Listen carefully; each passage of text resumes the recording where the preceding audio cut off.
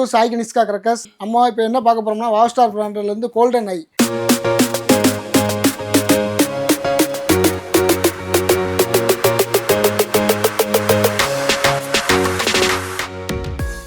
இது கோல்டன் ஐ. இது வந்து ஃபுல் கிராக்லிங்.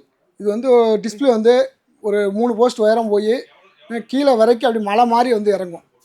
இதோட ஃபங்க்ஷனை பார்க்கறதுக்கே கொஞ்சம் அட்ராக்ஷனாக கொஞ்சம் நல்லா பவர்ஃபுல்லாக இருக்கும்.